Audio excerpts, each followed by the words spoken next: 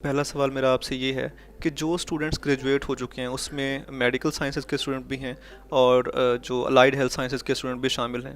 तो कुछ तो स्टूडेंट ऐसे हैं जो ग्रेजुएट हो गए, डॉक्टर्स बन गए, उनको यहाँ जॉब भी मिल जाती है, अपना क्लिनिक शुरू कर लेते हैं।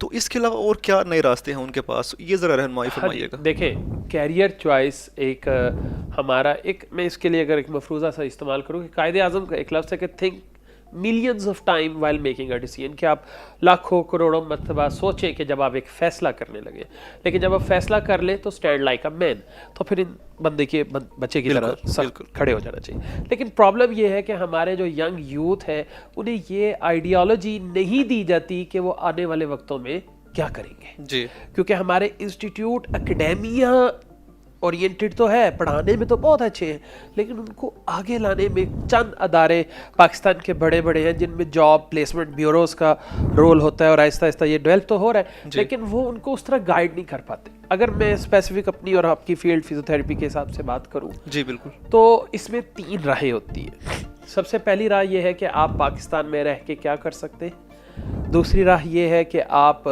पाकिस्तान में रह के फील्ड स्विच करना चाहते हैं, कि आप इस प्रोफेशन में आगे नहीं ग्रो करना चाहते, तो इसके सिस्टर कंसर्न्स अदारे हैं जिसमें आप शोबे हैं जिसमें जा सकते हैं। एक हम इस टॉपिक पे थोड़ी सी बात करेंगे।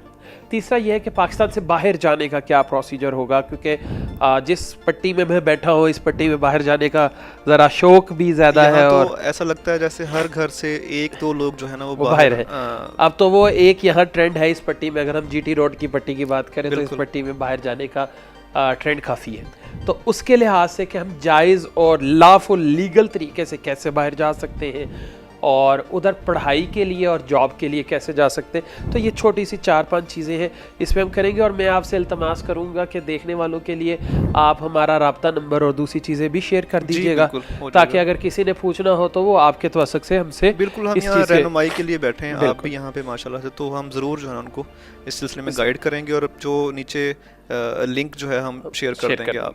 अच्छा, अब सबसे पहली बात पाकिस्तान में रहते, क्योंकि हमने जो अभी टॉपिक डिस्कस किए इनको मुख्तसर से वक्त के अंदर, क्योंकि वक्त की बंदिश हमें बांध के चलती है, तो हम इसके अंदर बैठ के बात करें। तो सबसे पहले पाकिस्तान में रहते हुए आपके पास शोबा, अगर आप तदरीस से मुंसलिक होना चाहते हैं तो आपको आगे पढ़ना पड़ेगा। यानी कि अब HEC जो हमारी रेगुलेटिंग अथॉरिटी है पूरे पाकिस्तान में, हायर एजुकेशन कमीशन, इनकी एक करगन है कि जब तक आपका MPhil नहीं होगा तो आप यूनिवर्सिटी में लेक्चरर नहीं लग सकते। तो अगर आपको यूनिवर्सिटी के अंदर टीचिंग में जाना है और एकेडेमिया के अंदर जाना है तो फिर तो आपको MPhil की तरफ जाना पड़ेगा। MPhil या MPhil MS बराबर होते हैं, 18 साल की तालीम के ऊपर जाना पड़ेगा।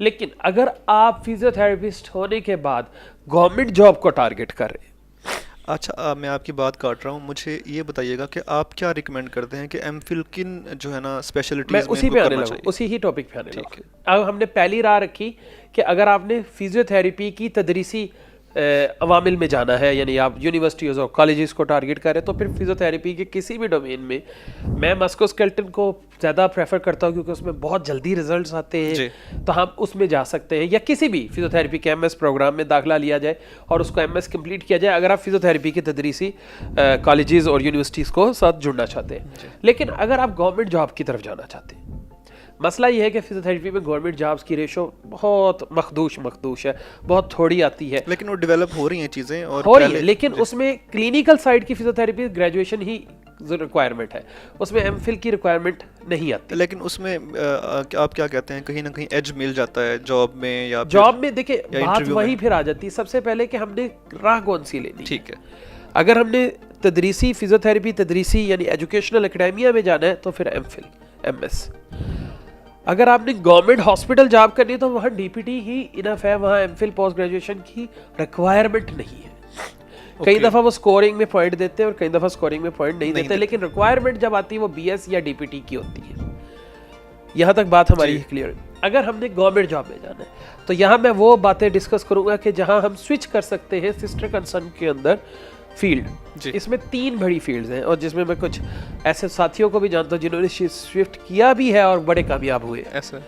इसमें सबसे पहले एक फील्ड है, वो है physical education and sports sciences.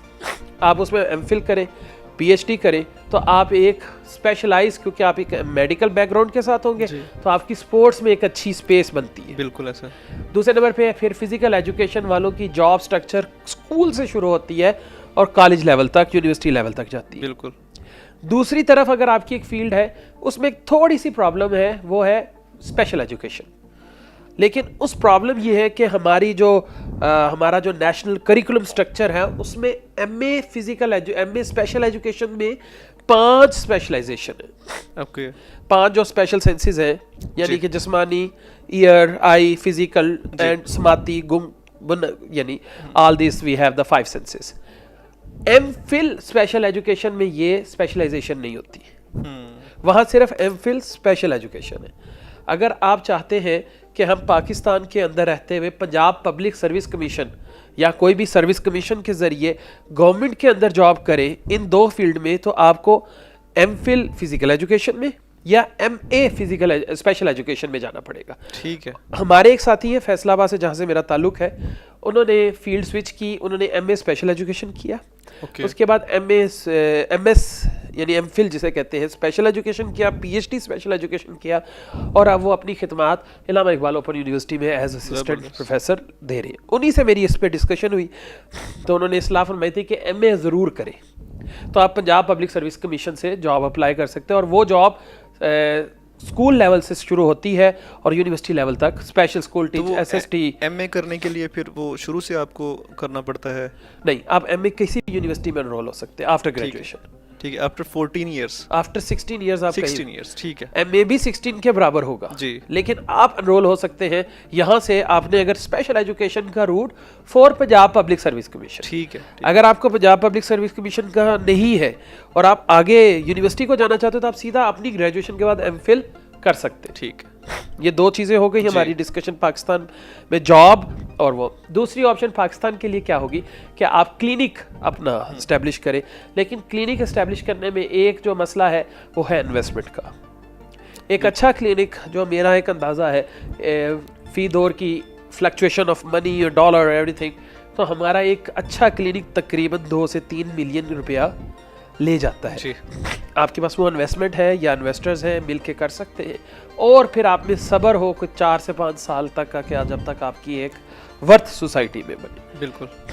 और आप भी देखते होंगे कि हमारे यूथ जरा बेसब्रे से जल्दी जो है ना वो मतलब डेस्परेट हो जाते हैं, वो जगह बदल लेते हैं, अपनी राह बदल लेते हैं। तो ये हैं वो 2 पहले अवामिल जिन पे हमने डिस्कस करनी थी कि पाकिस्तान में रहते हुए जॉब और क्लिनिक के लिहाज से क्या कर सकते हैं।